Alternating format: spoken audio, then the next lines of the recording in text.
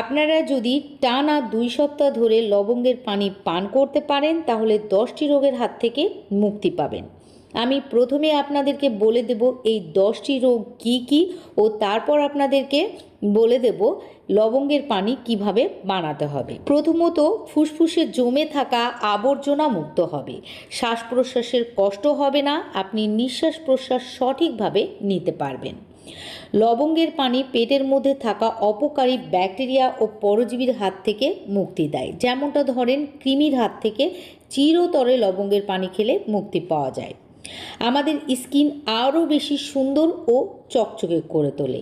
এটি মানসিক চাপ ও উত্তেজনা দূর করে। লবঙ্গের পানি হজম শক্তি বাড়ায়। এটি আমাদের পেটের গ্যাস, অ্যাসিডিটি, বদহজম ও কোষ্ঠকাঠিন্য দূর করে।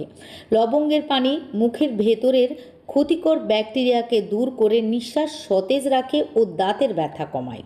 এটি সর্দি কাশি কমায়, গলায় খুসখুস ভাব, বুক থেকে কফ দূর করতে সাহায্য করে। এটি রোগ প্রতিরোধের ক্ষমতা বাড়িয়ে তুলে শরীরকে ভেতর থেকে প্রদাহমুক্ত করে ও বিভিন্ন সংক্রমণের বিরুদ্ধে লড়াই করে। লবঙ্গের পানি রক্তের শর্করাকে নিয়ন্ত্রণ করে, লিভারের কার্যক্ষমতা উন্নত করে, রক্তের সুগার লেভেল নিয়ন্ত্রণ করতে সাহায্য করে।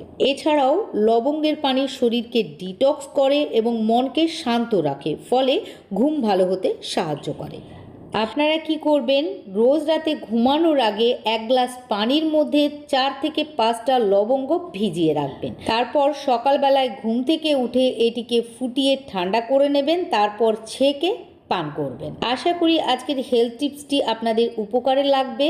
আপনাদের ভিডিওটি যদি ভালো লাগে প্লিজ লাইক ও শেয়ার করে দেবেন। আর পরবর্তীতে এই রকমই ভালো ভালো বিউটি টিপস দেখার জন্য আমার ইউটিউব চ্যানেলটিকে সাবস্ক্রাইব ও ফেসবুক পেজটিকেও ফলো করে রাখবেন, কেননা আমি প্রতিনিয়তই আপনাদের সঙ্গে বিভিন্ন ধরনের health care, skin care, hair কেয়ারের রেমেডি শেয়ার করতে থাকবো।